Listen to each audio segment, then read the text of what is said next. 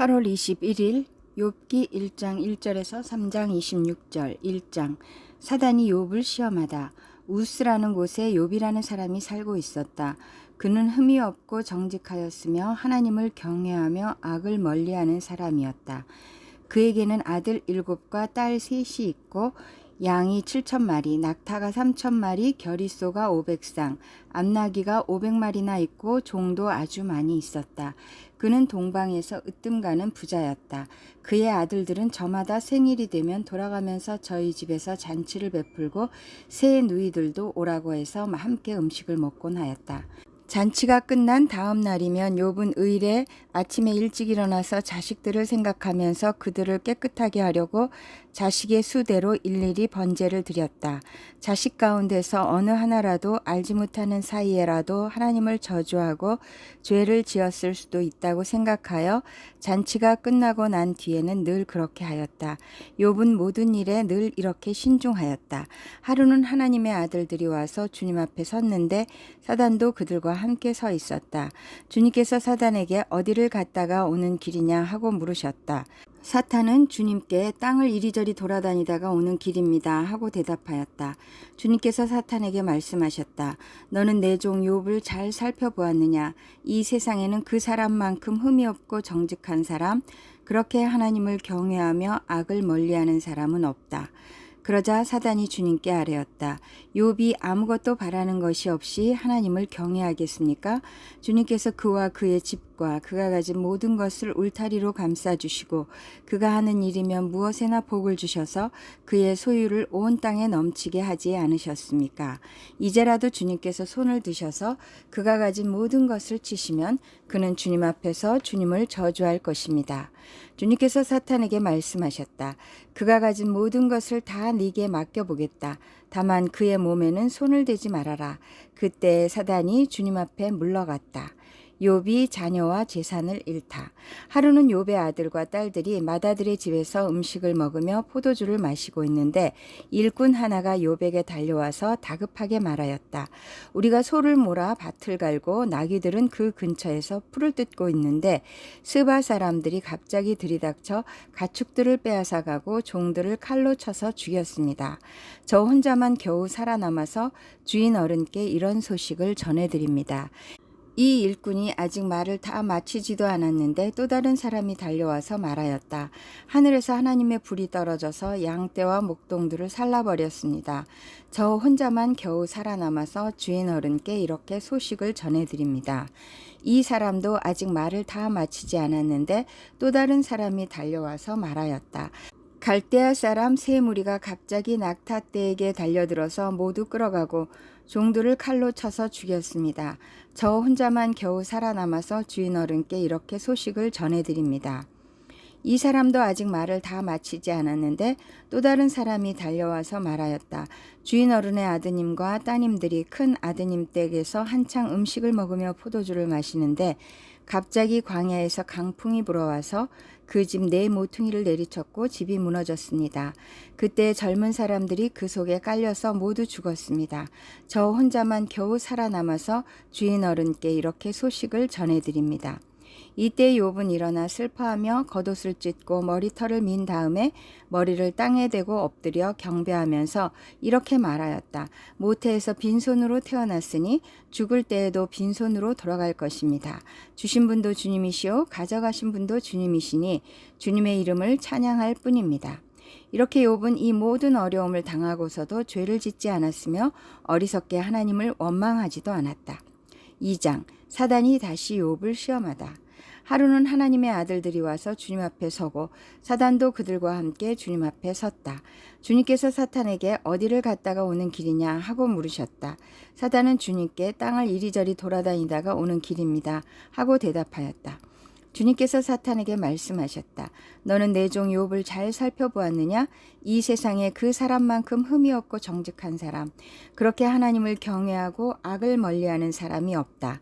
네가 나를 부추겨서 공연히 그를 해치려고 하였지만 그는 여전히 자기의 온전함을 굳게 지키고 있지 않느냐?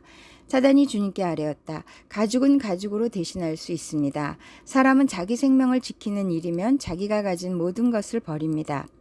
이제라도 주님께서 손을 들어서 그의 뼈와 살을 치시면 그는 당장 주님 앞에서 주님을 저주하고 말 것입니다. 주님께서 사탄에게 말씀하셨다. 그렇다면 그를 너에게 맡겨보겠다. 그러나 그의 생명만은 건드리지 말아라. 사단은 주님 앞에서 물러나 곧 욥을 쳐서 발바닥에서부터 정수리에까지 악성종기가 나서 고생하게 하였다. 그래서 욥은 잿더미에 앉아서 옹기조각을 가지고 자기 몸을 긁고 있었다. 그러자 아내가 그에게 말하였다. 이래도 당신은 여전히 신실함을 지킬 겁니까? 차라리 하나님을 저주하고서 죽는 것이 낫겠습니다. 그러나 욥은 그에게 이렇게 대답하였다. 당신까지도 어리석은 여자들처럼 말하는구려.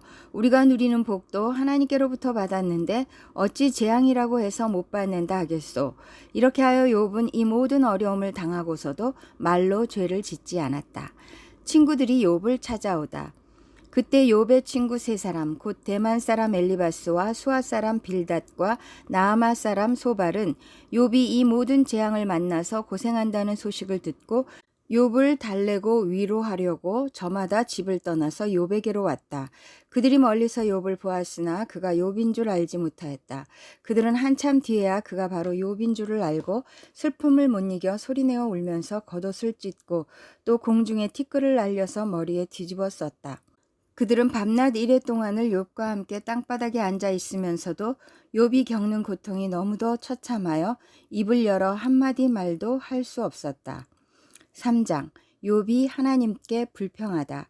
드디어 욥이 말문을 열고 자기 생일을 저주하면서 울부짖었다. 내가 태어나던 날이 차라리 사라져 버렸더라면, 남자아이를 배웠다고 좋아하던 그 밤도 망해버렸더라면, 그날이 어둠에 덮여서 높은 곳에 계신 하나님께서도 그날을 기억하지 못하셨더라면, 아예 그날이 밝지도 않았더라면, 어둠과 사망의 그늘이 그날을 제 것이라 하여 검은 구름이 그날을 덮었더라면, 낮을 어둠으로 덮어서 그날을 공포 속에 몰아 넣었더라면, 그 밤도 흑암에 사로잡혔더라면, 그 밤이 아예 날수와 달수에도 들지 않았더라면, 그 밤이 아무도 잉태하지 못하는 밤이었더라면, 아무도 기쁨의 소리를 낼 수 없는 밤이었더라면, 주문을 외워서 바다를 저주하는 자들이 리워야단도 길들일 수 있는 마력을 가진 자들이 그날을 저주하였더라면, 그 밤에는 새벽별들도 빛을 잃어서 날이 밝기를 기다려도 밝지를 않고 동트는 것도 볼 수 없었더라면 좋았을 것을. 어머니의 태가 열리지 않아 내가 태어나지 않았어야 하는 건데, 그래서 이 고난을 겪지 않아야 하는 건데, 어찌하여 내가 모태에서 죽지 않았던가, 어찌하여 어머니 배에서 나오는 그 순간에 숨이 끊어지지 않았던가, 어찌하여 나를 무릎으로 받았으며 어찌하여 어머니가 나를 품에 안고 젖을 물렸던가.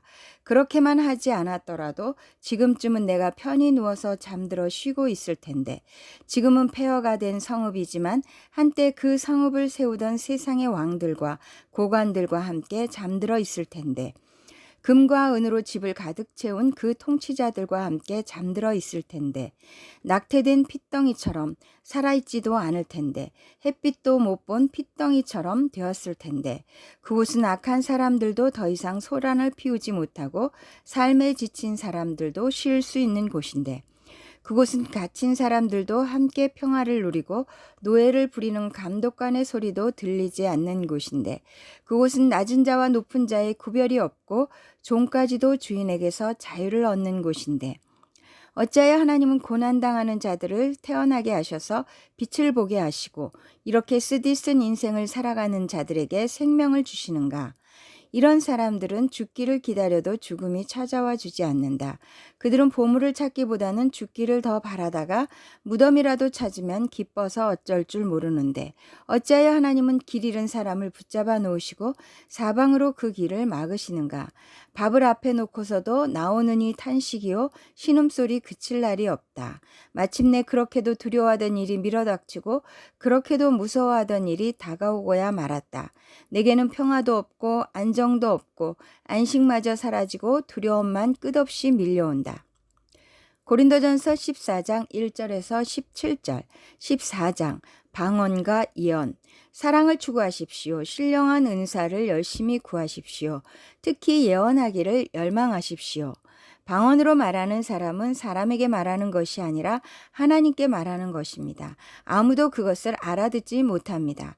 그는 성령으로 비밀을 말하는 것입니다. 그러나 예언하는 사람은 사람들에게 말하는 것입니다. 그는 덕을 끼치고 위로하고 격려하는 말을 합니다. 방언으로 말하는 사람은 자기에게만 덕을 끼치고 예언하는 사람은 교회에 덕을 끼칩니다. 여러분이 모두 방언으로 말할 수 있기를 내가 바랍니다마는 그보다도 예언할 수 있기를 더 바랍니다. 방언을 누가 통역하여 교회에 덕을 끼치게 해주지 않으면 방언으로 말하는 사람보다 예언하는 사람이 더 훌륭합니다. 형제자매 여러분, 내가 여러분에게로 가서 방언으로 말하고 계시나 지식이나 예언이나 가르침을 전하는 방식으로 말하지 않는다면 여러분에게 무슨 유익이 되겠습니까? 필이나 검은고와 같이 생명이 없는 악기도 각각 음색이 다른 소리를 내지 않으면 피리를 부는 것인지 수금을 타는 것인지 어떻게 알 수 있겠습니까? 또 나팔이 분명하지 않은 소리를 내면 누가 전투를 준비하겠습니까? 이와 같이 여러분도 방언을 사용하기 때문에 분명한 말을 하지 않는다면 그 말이 무슨 뜻인지 남이 어떻게 알겠습니까? 결국 여러분은 허공에다 대고 말하는 셈이 될 것입니다. 이 세상에는 수많은 종류의 말이 있습니다. 그러나 뜻이 없는 말은 하나도 없습니다. 내가 그 말의 뜻을 알지 못하면 나는 그 말을 하는 사람에게 딴 세상 사람이 되고 그도 나에게 딴 세상 사람이 될 것입니다. 이와 같이 여러분도 성령의 은사를 갈구하는 사람들이니 교회에 덕을 끼치도록 그 은사를 더욱 넘치게 받기를 힘쓰십시오. 그러므로 방언으로 말하는 사람은 그것을 통역할 수 있기를 기도하십시오. 내가 방언으로 기도하면 내 영은 기도하지만 내 마음은 아무런 열매를 얻지 못합니다. 그렇다면 어떻게 해야 하겠습니까? 나는 영으로 기도하고 또 깨친 마음으로도 기도하겠습니다. 나는 영으로 찬미하고 또 깨친 마음으로도 찬미하겠습니다. 그렇지 않고 그대가 영으로만 감사를 드리면 갓 믿기 시작한 사람은 그것이 무슨 뜻인지를 알아듣지 못하므로 어떻게 그 감사 기도에 아멘하고 말할 수 있겠습니까? 그대가 훌륭하게 감사 기도를 드린다고 해도 다른 사람에게는 덕이 되지 않습니다. 시편 94편 18절에서 23절. 주님, 내가 미끄러진다고 생각할 때에는 주님의 사랑이 나를 붙듭니다. 내 마음이 번거로울 때에는 주님의 위로가 나를 달래줍니다. 악한 재판장이 주님과 사귈 수 있습니까? 율례를 빌미로 재난을 만드는 자가 주님과 어울릴 수 있습니까? 그들은 모여서 의인의 생명을 노리며 무죄한 사람에게 죄를 씌워 처형하려 합니다. 주님은 나의 요새, 나의 하나님은 내가 피할 반석이시다. 그들의 죄를 그들에게 물으시며 그 악함을 벌하셔서 그들을 없애버리실 것이다. 주 우리 하나님께서 그들을 없애버리실 것이다. 잠언 21장 25절에서 26절. 게으른 사람의 욕심이 스스로를 죽이기까지 하는 것은 어떠한 일도 제 손으로 하기를 싫어하기 때문이다. 악인은 온종일 탐하기만 하지만 의인은 아끼지 않고 나누어 준다.